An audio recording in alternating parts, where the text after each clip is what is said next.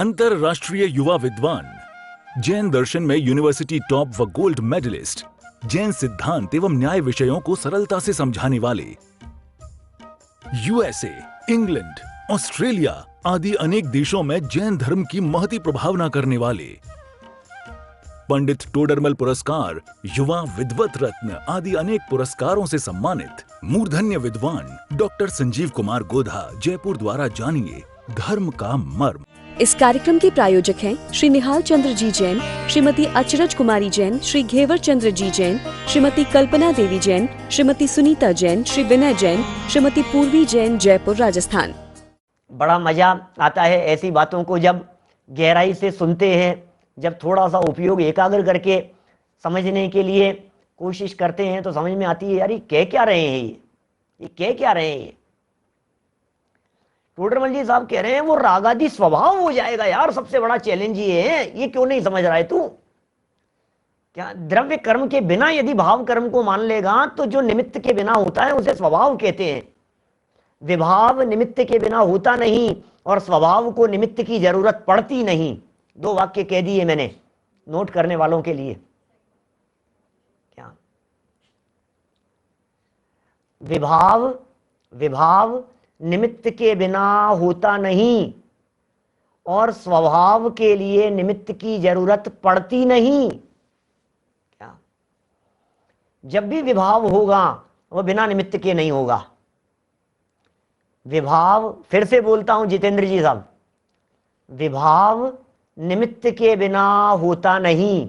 राग निमित्त के बिना नहीं होगा, क्रोध निमित्त के बिना नहीं आएगा, क्या गुस्सा निमित्त के बिना नहीं होगा, द्वेष निमित्त के बिना नहीं होगा। विभाव निमित्त के बिना होता नहीं और स्वभाव के लिए निमित्त की जरूरत पड़ती नहीं। क्या स्वभाव के लिए निमित्त की जरूरत नहीं पड़ती। ज्ञान मेरा स्वभाव है, किसी पर निमित्त की जरूरत नहीं है। ज्ञान श्रद्धा चारित्र मेरा स्वभाव है, स्वरूप है, उसके लिए पर निमित्त की जरूरत नहीं है। तो बड़ी गजब की बातें हैं भाई साहब। तो टोडरमल जी कह रहे हैं राग जो है उसके लिए पर की जरूरत है। द्रव्य कर्म बोले तो परद्रव्य है, उसमें क्या लेना देना है, उसके लिए कहाँ निमित्त की जरूरत है। तो जो उदाहरण उन्होंने दिए उन उदाहरणों के आधार पर यह बात सिद्ध होती है कि भैया बाद में अलग हो गए, इसका मतलब अलग ही तो थे, अलग ही तो थे, ये अलग ही है। देखिए यहां क्या जवाब दे रहे हैं, इसी तरह की बात कह रहे हैं। ये तो कह रहे हैं कि नष्ट हो सकता है, यहां जो तर्क दे रहे हैं ये अलग तरह की बात कह रहे हैं। ये कह रहे हैं अंतिम बीज बच गया था और वो नष्ट हो गया तो दोबारा संतति नहीं होगी। लो अब क्या कहें, संसार की जो संतति चल रही है, संसार की जो परंपरा चल रही है, बराबर बराबर बराबर बराबर ये जो परंपरा चल रही है, ये परंपरा कब मिटेगी, ये परंपरा कब टूटेगी। बोले एक को तो तोड़ना पड़ेगा भाई साहब, एक जगह कहीं तो ऐसा होगा जिससे ये परंपरा टूटे। राग द्वेष करता है, कर्म बन जाते हैं, कर्म का उदय आता है, फिर राग द्वेष हो जाते हैं, फिर राग द्वेष करता है, फिर कर्म बन जाते हैं। अब किसी जगह पर तो स्टॉप लगाना पड़ेगा कि तूने भाव कर्मों के ऊपर स्टॉप लगा दिया और बोले जो द्रव्य कर्म थे पार हो गए। बोलो पानी के अंदर हाइड्रोजन ऑक्सीजन को मिलाया नहीं है, परमाणु अलग हुए तो पता लगा कि अलग अलग ही थे। सही कह रहे हैं ज्ञाता भाई, ऐसा ही है स्वरूप। H2O फॉर्मूला पढ़ा है बचपन में साइंस में। तो देखो क्या कह रहे हैं, जैसे बीज से उगने वाले आम्रआदि वृक्षों में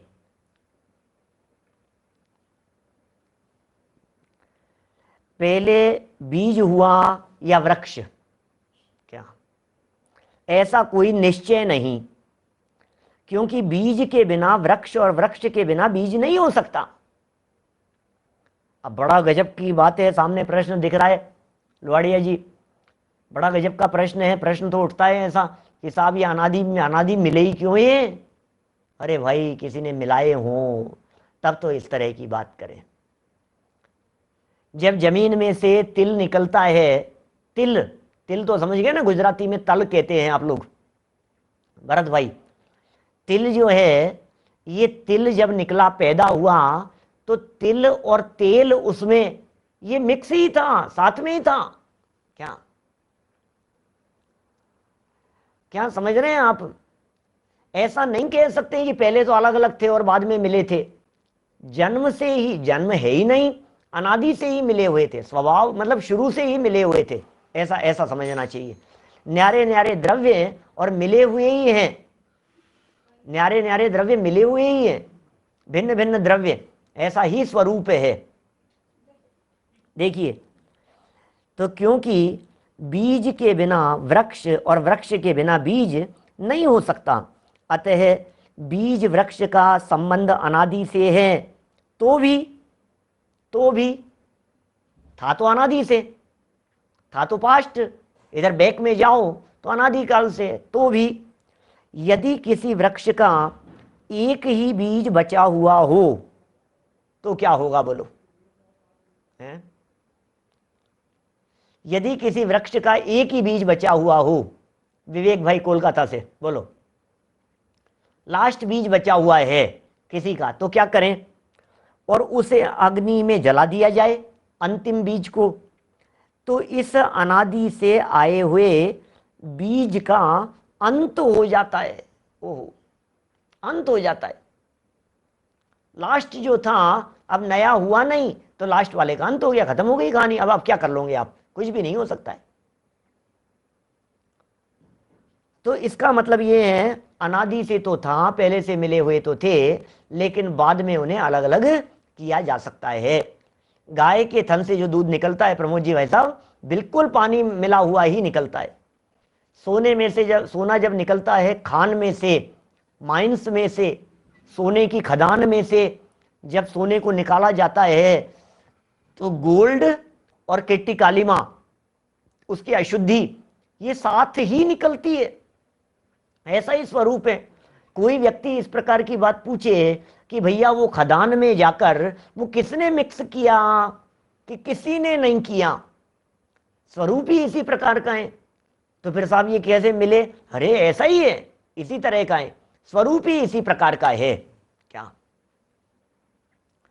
देखो, कई तरह के विकल्प उठते हैं ऐसे, काश अलग ही होते तो फिर संसार दशा ही नहीं होती। यदि जीव भी कर्म से अलग ही होता तो फिर संसार और मोक्ष का बंटवारा ही नहीं होता, फिर सुख दुख का हिसाब किताब ही नहीं होता, फिर चतुर्गति खत्म हो जाती है, फिर कहाँ बंधन कहाँ मुक्ति, सारी बातें मिट जाती। फिर तो क्या होता बोलो? अनादि संबंधे च, तत्वार सूत्र का सूत्र है एक, दूसरे अध्याय का, अनादि संबंधे च तेजस्मपि। तेजस और कारमान का जो संबंध है वो अनादि से है, दोनों ही शरीरों का। तो अनादि से फिर छूट गया तो पता लग गया अलग अलग थे। देखो, बड़े सुंदर सुंदर बातें इस तरह की, इस तरह के नाटकीय प्रयोग समय सार के अंदर किए हैं। दो थे और एक का वेश बना करके आए। क्या?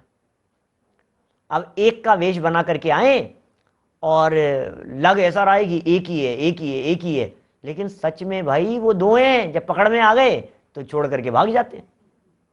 जीव और अजीव थे तो दो, न्यारे न्यारे, और एकत्व पने का अध्यास हो जाता है इस जीव को, तो ये समझता है ये तो एक ही है, ये तो एक ही है, शरीर और आत्मा तो एक ही है। देखो, मैं एक ही तो हूं, मैं एक ही तो हूं, ये भ्रम हो जाता है। अरे भाई, ज्ञानी जीव पहचान लेते हैं भेद विज्ञान की कला के माध्यम से। ज्ञानी जीव जान लेते हैं, भेद विज्ञान का अभ्यास करते हुए वे पहचान लेते हैं, नहीं भैया, जीव अलग है, शरीर अलग है। न्यारा न्यारा पकड़ में आ रहा है। भेद विज्ञान की छेनी, प्रज्ञा छेनी के माध्यम से जब विभाजन करते हैं तो दोनों न्यारे न्यारे नजर आते हैं, और जीव जुदा और पुद्गल जुदा जब ये न्यारे न्यारे नजर आते हैं, तो जिस प्रज्ञा छेनी से दोनों को अलग अलग किया था, उसी प्रज्ञा छेनी के माध्यम से जो अपना मूल तत्व था उसे ग्रहण कर लो, अपने में अपनापन कर लो, तन्मयता कर लो, आनंद का उपभोग करो। ऐसा है। ये चर्चा कितनी सुंदर है। देखो आप, जैसे अग्नि से जला दिया जाए, अंतिम बीज जो बच गया था उसे अग्नि से जला दिया जावे, तो इस अनादि से आए हुए बीज का अंत हो जाता है। इसी प्रकार संसार परिभ्रमण का कारण कर्म रूपी बीज भी ध्यान रूपी अग्नि से भस्म हो जाता है। आप जानते हैं अरु माने होता है बीज। क्या अरु? अपने जो नमो अरिहंताणम बोलते हैं ना, नमो अरिहंताणम, इसी तरह से नमो अरहंताणम और नमो अरुहंताणम, तीनों शब्द मिलते हैं। अरिहंत, अरहंत और अरुहंत। मैंने बालबोध के जो प्रवचन हैं मेरे 2017 मार्च 17 में किए हुए, सब उपलब्ध हैं, बहुत सारे आप लोगों ने सुने भी होंगे, बहुत लोगों ने प्रारंभिक प्रवचनों में चर्चा की है, प्रारंभिक कक्षाओं में। अरिहंत, अरहंत और अरुहंत। अरिहंत क्या चीज है? अरि माने है शत्रु, अरि माने शत्रु, और हंत माने नष्ट कर देना। तो कर्म रूपी शत्रुओं को जिन्होंने नष्ट किया हो वे हैं अरिहंत। क्या? अरिहंत। इसी तरह से अरहंत, अरहंत शब्द के अर्थ में देवों द्वारा पूजित शब्द अर्थ किया है उसका। ऐसे एक अरुहंत अर्थ किया है। अरु माने होता है बीज और हंत माने नष्ट, जिन्होंने संसार के बीज को नष्ट कर दिया है, ऐसे अरुहंत हैं। वे भगवान हैं हमारे, चार घाती कर्मों को नष्ट कर देने वाले, संसार रूपी बीज जिनका नष्ट हो गया है। अभी जो श्लोक मैंने एक सुनाया ना आपको, भव बीजांकुर जनना, भव बीजांकुर, यहां भी शब्द का प्रयोग किया, नांकुर है।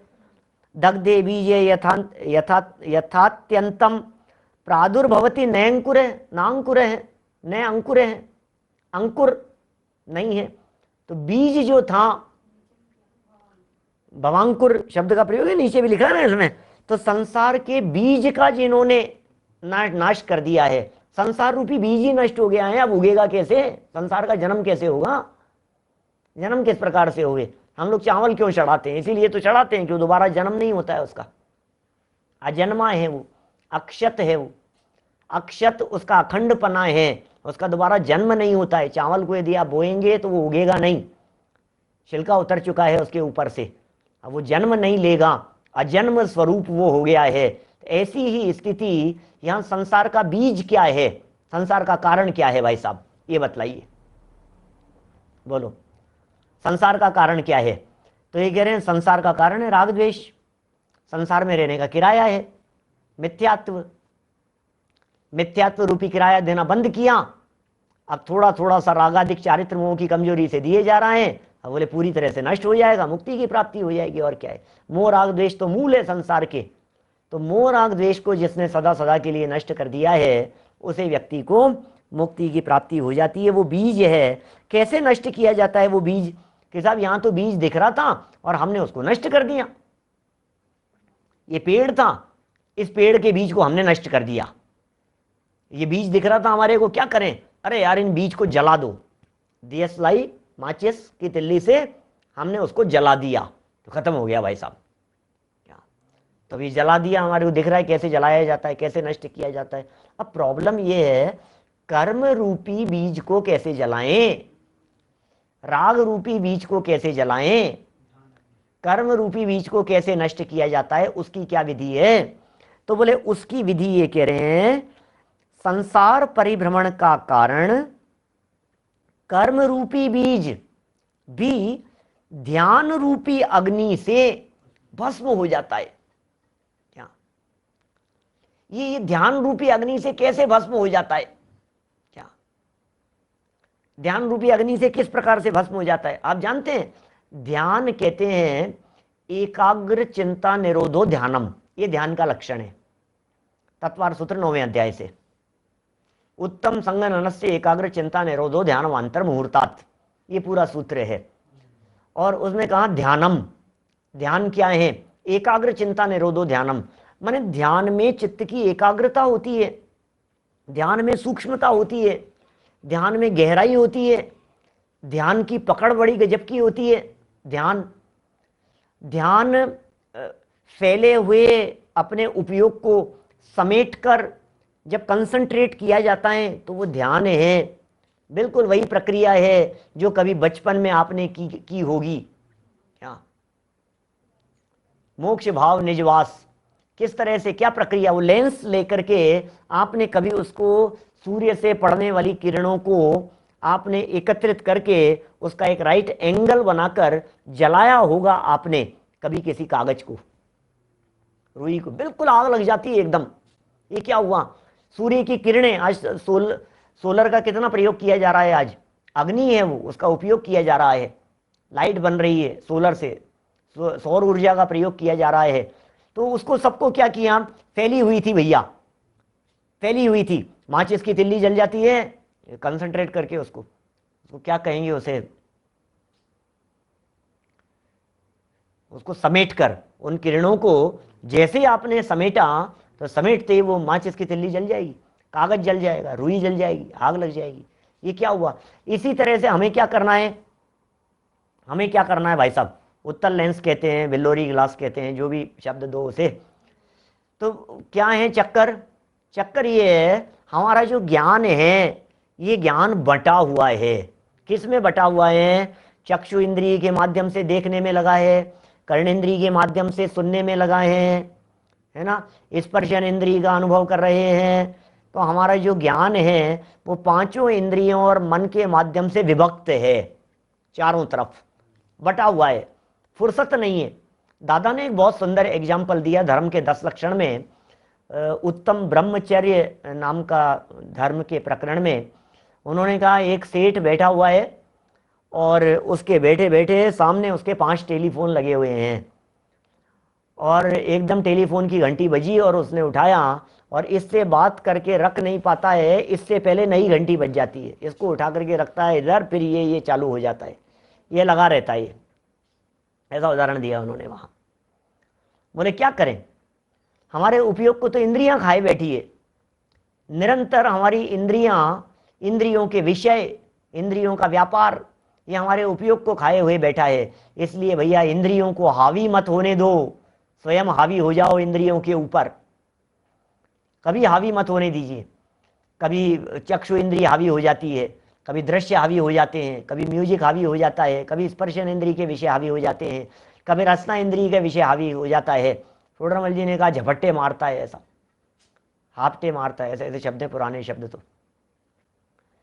तो यहाँ क्या बात कह रहे हैं, यहाँ भैया उपयोग जो है तेरा, ये जो बर्बाद हो रहा है, इसे समेट ले। क्योंकि आप साहब समेटने की बात कह रहे हो, आप तो नई नई चीजें रोजाना याद करा रहे हो, आप तो कह रहे हो इस शास्त्र में ऐसा लिखा है, इस शास्त्र में ऐसा लिखा है, इस शास्त्र में ऐसा लिखा है, ऐसा फैला रहे हो, 7 तत्वों का इतना विस्तार समझा रहे हो आप कि सुनो एक बात समझ लेना, फैलेगा नहीं तो सिमटेगा क्या, क्या पहले फैलाओ और बाद में समेटो, क्या क्या धर्मचंद जी साहब, पहले फैलाओ उसको और फिर बाद में समेटो। ये स्वरूप है, ये वस्तु स्थिति है। भोजन बनाते समय पूरे सामान को फैलाया जाता है और फिर भोजन होने के बाद में फिर उसको सब कुछ रसोई समेट ली जाती है, चौका समेट लेते हैं। ये चौका समेट लिया आपने कि साहब समेटना ही था तो फैलाया क्यों था, कि भैया पहले फैलाएंगे क्या और फिर निपटाएंगे। भाई संभव है, ऐसा ही है। असत कल्पनात्मक वादतो न लक्षण उच्यते, ये जो कहा ना देवसेनाचार्य देव ने, यद्यप्यात्मा स्वभावेन नय पक्षातीत है तथापि स तेन विना तथा विदो ने भवित तुम अर्हत्यनादि कर्म वशात सत्कल्पनात्मक वादतो न लक्षण उच्यते। ये जीव अनादिकाल से असत कल्पनाओं में उलझा हुआ है और उसे सही दिशा में लेकर के आते, सम्यक विकल्पात्मक नयों की तरफ लेकर के आते। ये सारी प्रक्रिया यहाँ बतला रहे हैं, समेटने की प्रक्रिया है। जब समेटेंगे, जब एकाग्र चित्त होगा, जब उपयोग की एकाग्रता होगी, जब चित्त की एकाग्रता होगी तो कर्म अवश्य ही जलेंगे। यही प्रक्रिया, इसका नाम है ध्यान। तब ही शुक्ल ध्यानाग्नि करी चौघाति विधि का आनंद हयो, सब लख्यो केवल ज्ञान करी भवि लोक को शिव मग कयो। तब ही शुक्ल ध्यानाग्नि करी, क्या लिखा दौलत राम जी शेड़ाला छठी ढाल, तब ही शुक्ल ध्यानाग्नि करी, क्या तब ही शुक्ल ध्यानाग्नि करी चौघाती विधि कानन दयो, जला दिया उनको। चार घाती कर्मों रूपी जंगल को जला दिया शुक्ल ध्यान रूपी अग्नि के माध्यम से। ओहो ज्ञानी जी, और ये शुक्ल ध्यान रूपी अग्नि कैसे जलती है? जब अपना उपयोग अपने स्वभाव के साथ में जुड़ता है तो कर्मों के धज्जियां उड़ती है, विस्फोट होते हैं कर्मों में, नष्ट हो जाते हैं वे कर्म। ऐसा स्वरूप है। चलिए, जैसे बीज का नाश होने पर, ऊपर वाली लाइन हुई थी ना, ध्यान रूपी अग्नि से भस्म हो जाता है। जैसे बीज का नाश होने पर वृक्ष की उत्पत्ति नहीं होती, अब कैसे उत्पत्ति होगी? उसी प्रकार कर्म रूपी बीज के नष्ट होने पर, कर्म रूपी बीज के नष्ट होने पर फिर आत्मा का संसार में परिभ्रमण नहीं होता, वह मुक्त होकर जन्म मरण से रहित हो जाता है। ये मोक्ष है, इसका नाम मोक्ष है। एक बार जिन्हें मोक्ष की प्राप्ति हो जाती है वे लौट करके नहीं आते हैं। समस्त कर्म से परमानेंट मुक्ति मिल गई उनको, हमेशा हमेशा के लिए मुक्ति मिल गई उनको। ये उस मुक्ति की बात कर रहे हैं भाई साहब। आत्मा मुक्त हो जाता है, लौट करके नहीं आता है। ये काम करना है हमारे को। ये तो संसार परिभ्रमण तो चल रहा है अनादिकाल से, ऐसे ही तामझाम चल रही है। ये सोचता है कि मैं मर जाऊंगा तो मुझे मुक्ति मिल जाएगी। आज हमने आत्महत्या वाला वीडियो डाला ना, प्लेलिस्ट पर शॉर्ट वीडियोस के नाम से बना दिया अलग से एक प्लेलिस्ट। तो शॉर्ट वीडियोस रोजाना छोटे छोटे वीडियो टुकड़े उसके अंदर डालते हैं। तो आत्महत्या करके ये जीव क्या सोचता है? मुक्ति मिल गई ना, छुट्टी मिल गई। अरे कहाँ छुटकारा, कर्म पीछा नहीं छोड़ेंगे भाई। चला जाएगा एकेंद्री में, निगोद में, दुख भुगतेगा, दुख भोगेगा। आप क्या सोच रहे हैं? छुटिएगा, मैं तो अरे फ्री हो गया भैया, अपन तो यहाँ मर गया, छुट्टी, फ्री हो गए। क्या छुट्टी हो गई तेरी, क्या बात कर रहा है तू? छुट्टी हो गई, छुट्टी। ऐसे छुट्टी मिलने लग जावे तब तो हर जीव का कल्याण हो जाए, सबका निहाल हो जाए। ऐसे थोड़ी ना मिलती है छुट्टी। यहां से मरेगा और दूसरी यहां से बाहर निकलते ही दूसरी जगह पकड़ लिया जाएगा। हाँ नहीं, अरे अगले जन्म में तो जो होगा सो होगा, यहां से तो छुटकारा मिल जाएगा। अरे वही आत्मा है, वही जीव है, तू ही है। कैसे कैसे सोच लेते हैं अपन। तो जिस मुक्ति की चर्चा यहां कर रहे हैं, ये मुक्ति मोक्ष का नाम है। और एक बार यदि मोक्ष हो जाएगा उसका नाम है परमानेंट मुक्ति। वो है छुट्टी। एक बार छुट्टी मिल गई, रही है अनंतानंत काल यथा तथा शिव परिणये, यथा तथा शिव परिणये। जैसे के तैसे अनंतानंत काल, अनंतानंत काल, अनंतानंत काल। फिर लौट कभी नहीं आएंगे इस संसार में। इस संसार में लौट करके कभी नहीं आएंगे। हो मेरी ऐसी दशा जैसी तुम धारी है, हे सिद्ध परमात्मा, जैसी आपकी दशा है। बस सिद्ध ही होंगे चारों ओर। फिर क्या है? पूर्ण निराकुल दशा, पूर्ण आनंद, अतीन्द्रिय आनंद, अद्भुत आनंद, अद्भुत अद्भुत आनंद। कैसा अद्भुत आनंद है? आनंद आनंद आनंद, बस ज्ञान ज्ञान ज्ञान, आनंद ज्ञान आनंद, इसके अलावा और कुछ नहीं। कौन आना चाहे उस जगह से? ये मोक्ष के स्वरूप की चर्चा है। आनंद स्वरूप है वो मोक्ष। उस मोक्ष के संदर्भ में और कुछ बातें कहना चाहते हैं। उस मोक्ष के संदर्भ में उसकी प्राप्ति के क्रम बतलाते हुए उस सिद्ध दशा का थोड़ा बहुत और वर्णन करना चाह रहे हैं। क्या बोलो आप, ये क्या घटना बतला रहे हैं? मुंबई में 71 वर्ष के त्यागी ने आत्महत्या कर ली। काय के त्यागी थे वो, ये समझ में नहीं आ रहा है। जब आत्महत्या कर ली तो वे त्यागी किस चीज के थे? अरे भैया, राग का त्याग करना था, कषाय का त्याग करना था, घमंड का त्याग करना था, मायाचार का त्याग करना था, विभाव भाव का त्याग करना था। ये असली त्याग करने योग्य चीज थी। जिसने इन विभाव भाव और कषाय भावों का त्याग कर लिया फिर होती है मुक्ति। अब ये जो मुक्ति है, फिर सिद्ध दशा के अंदर कौन से कर्म नहीं है और सिद्ध दशा में कैसे जाकर के विराजमान होते हैं, बड़ा ही सुंदर प्रकरण है। कल इस प्रकरण को और अपन आगे बढ़ाएंगे। आज की बात को इसी भावना से विराम देते हैं। एक बार मुक्ति की भावना तो भाव भैया, मुक्ति की भावना तो भाव। संसार के दुख जिन्हें दुख रूप लगते हों वे मुक्ति की भावना भाते हैं। और जब ये जीव मुक्ति की भावना भाता है तो अल्पकाल में मुक्त भी हो जाता है। हम सभी अल्पकाल में मुक्त हों, इसी भावना से बात को यहीं विराम दे रहा हूँ। इस कार्यक्रम के प्रायोजक हैं श्री निहाल चंद्र जी जैन, श्रीमती अचरज कुमारी जैन, श्री घेवर चंद्र जी जैन, श्रीमती कल्पना देवी जैन, श्रीमती सुनीता जैन, श्री विनय जैन, श्रीमती पूर्वी जैन, जयपुर, राजस्थान।